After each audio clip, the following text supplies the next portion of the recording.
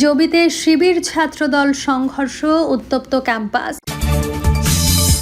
জানাবো জুলাই গণঅভ্যুত্থান, ওদের গুলি করো, শেখ হাসিনার নির্দেশ নিয়ে আল জাজিরার ইনভেস্টিগেশন।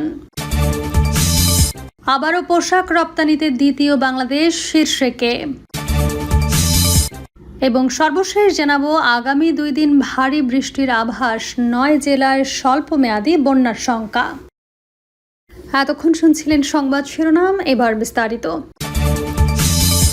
জবিতে শিবির ছাত্রদল সংঘর্ষ, উত্তপ্ত ক্যাম্পাস। জগন্নাথ বিশ্ববিদ্যালয়ে ছাত্রদল ও ছাত্র শিবিরের নেতাকর্মীদের মধ্যে ধাওয়া পাল্টা ধাওয়া এবং সংঘর্ষের ঘটনা ঘটেছে। এক পর্যায়ে শিবিরের নেতাকর্মীরা ক্যাম্পাস ত্যাগ করেন। প্রত্যক্ষদর্শীরা জানান, বিশ্ববিদ্যালয়ের উদ্যোগে আয়োজিত পূর্ব নির্ধারিত জুলাই গণ অভ্যুত্থান আলোকচিত্র প্রদর্শনী অনুষ্ঠান চলাকালে ছাত্র শিবিরের নেতাকর্মীরা বিভিন্ন দাবি দাওয়া তুলে ধরে মিছিল ও স্লোগান দিতে শুরু করেন।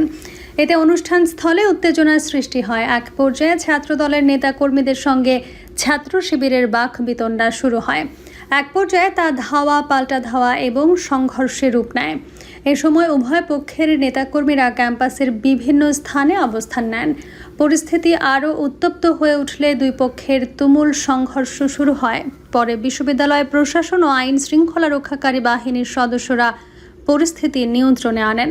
সংঘর্ষে শিবিরের পাশাপাশি জগন্নাথ বিশ্ববিদ্যালয় কেন্দ্রীয় ছাত্র সংসদের সহ সভাপতি মোহাম্মদ রিয়াজুল ইসলাম, সাধারণ সম্পাদক আব্দুল আলিম আরিফ, ছাত্র শক্তি এবং সমাজতান্ত্রিক ছাত্র ফ্রন্টের নেতাকর্মীরা আহত হন।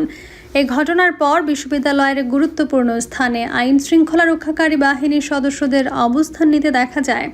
পরিস্থিতি বর্তমানে নিয়ন্ত্রণে থাকলেও শিক্ষার্থীদের মধ্যে উদ্বেগ বিরাজ করছে। জুলাই গণঅভ্যুত্থান, ওদের গুলি করো, শেখ হাসিনার নির্দেশ নিয়ে আল জাজিরার ইনভেস্টিগেশন।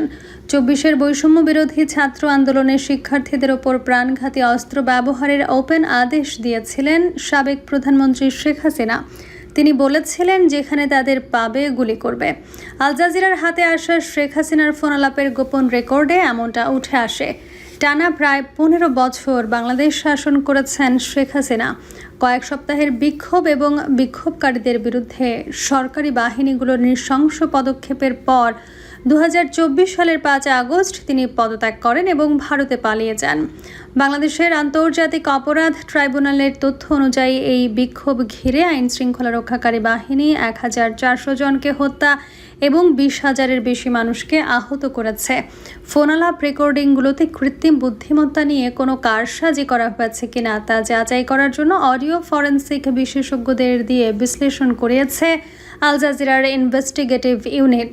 এছাড়া ভয়েস ম্যাচিংয়ের মাধ্যমে ফোনালাপকারীদেরও শনাক্ত করা হয়েছে। ন্যাশনাল টেলিকমিউনিকেশন মনিটরিং সেন্টার কর্তৃক 2024 সালের 18 জুলাই রেকর্ড করা একটি ফোন কলে শেখ হাসিনা তার এক সহযোগীকে বলেন, তিনি তার নিরাপত্তা বাহিনীকে প্রাণঘাতী অস্ত্র ব্যবহারের নির্দেশ দিয়েছেন। শেখ হাসিনা বলেন, আমার নির্দেশনা দেওয়া আছে, ওপেন নির্দেশনা দিয়ে দিয়েছে একদম।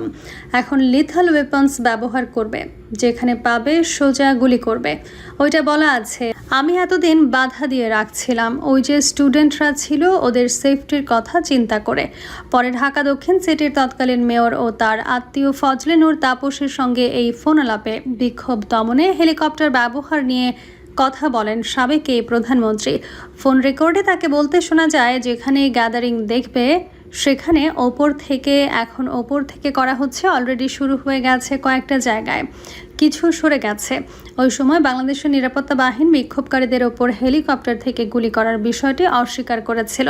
তবে ঢাকার পপুলার মেডিকেল কলেজ হাসপাতালের জরুরি বিভাগের চিকিৎসক সাবির শরীফ আল জাজিরার আই ইউনিটকে বলেন, আমাদের হাসপাতালের সামনে হেলিকপ্টার থেকে টার্গেট করে গুলি ও টিয়ার শেল ফেলা হয়েছে।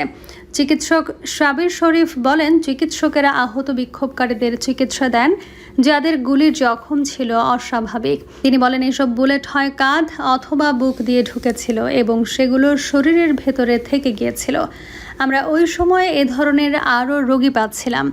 এই চিকিৎসক বলেন, আমরা যখন এক্সরেগুলো দেখছিলাম তখন এতগুলি দেখে আমরা অবাক হয়েছিলাম। তবে কী ধরনের গুলি ব্যবহার করা হয়েছিল তা যাচাই করে দেখতে পারেনি আল জাজিরা। এসব ফোনালাপ তথ্য প্রমাণ আকারে আন্তর্জাতিক অপরাধ ট্রাইব্যুনালে উপস্থাপন করতে পারেন প্রসিকিউটররা।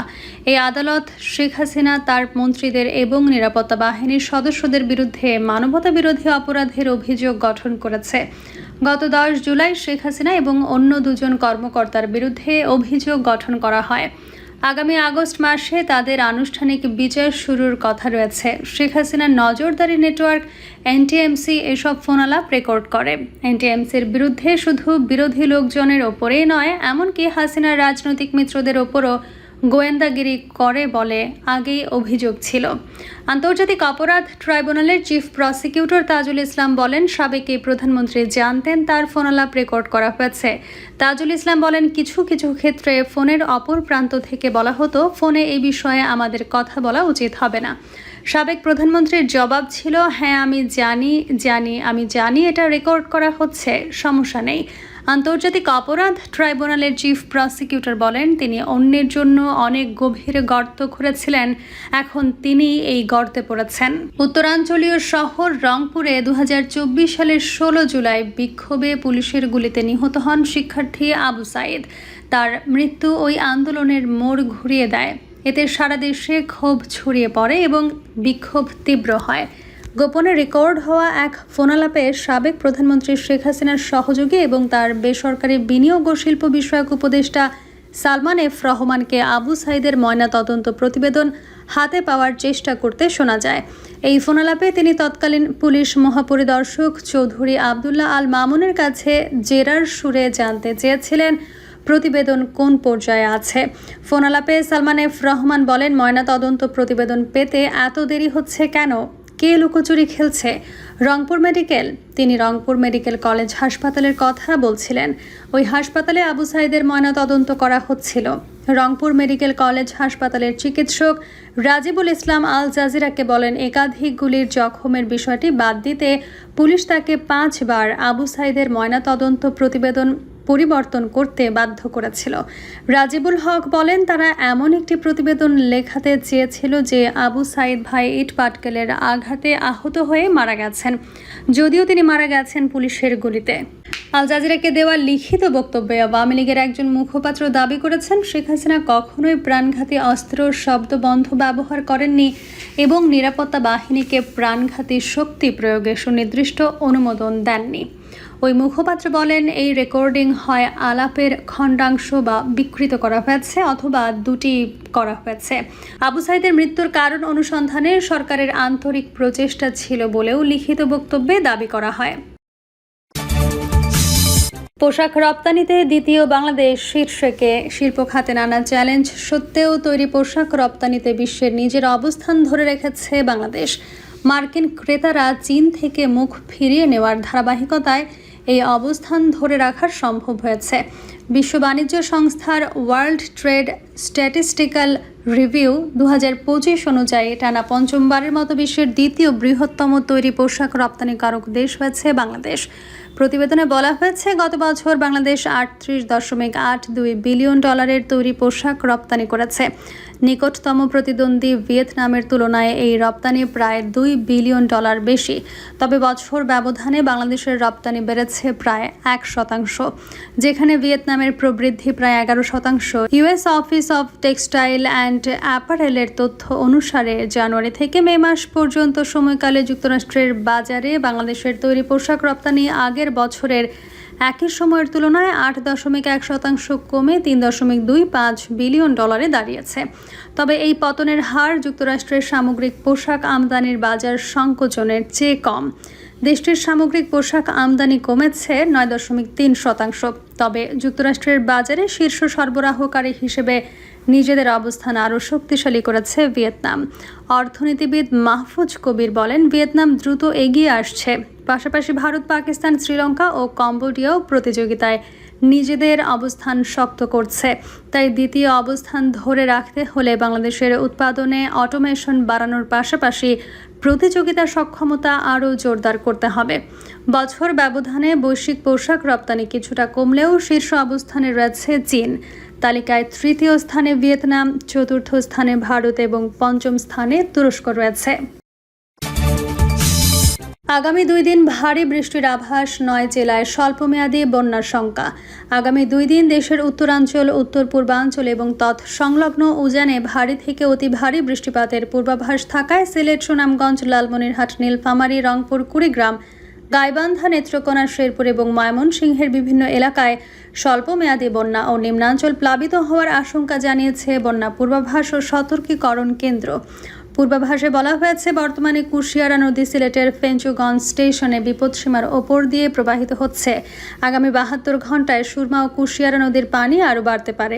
এতে সিলেট ও সুনামগঞ্জ জেলার কিছু স্থানে নদীর পানি বিপদসীমা অতিক্রম করে নদীর সংলগ্ন নিম্নাঞ্চলে কোথাও কোথাও স্বল্পমেয়াদী বন্যা পরিস্থিতির সৃষ্টি হতে পারে। এতে আরও বলা হয়, আগামী 48 ঘন্টায় তিস্তা ও দুধকুমার নদীর পানি কিছু স্থানে বিপদসীমার ওপর দিয়ে প্রবাহিত হতে পারে। এর ফলে লালমনিরহাট, নীলফামারী, রংপুর, কুড়িগ্রাম ও গাইবান্ধা জেলার নদীর সংলগ্ন নিম্নাঞ্চলে স্বল্পমেয়াদী বন্যার আশঙ্কা রয়েছে। একই সময়ে ধরলা নদীর পানি কিছু স্থানের সতর্ক সীমা স্পর্শ করতে পারে, ফলে লালমনিরহাট ও কুড়িগ্রামের কিছু নিম্নাঞ্চল সাময়িকভাবে প্লাবিত হতে পারে। ব্রহ্মপুত্র, যমুনা নদ-নদীর পানি আগামী 5 দিন বাড়তে পারে বলে জানিয়েছে কেন্দ্র। প্রিয় দর্শক, এই ছিল এখনকার সর্বশেষ সংবাদ। আপডেট সব সংবাদ পেতে চ্যানেলটি সাবস্ক্রাইব করে বেল আইকনটি ক্লিক করে রাখুন।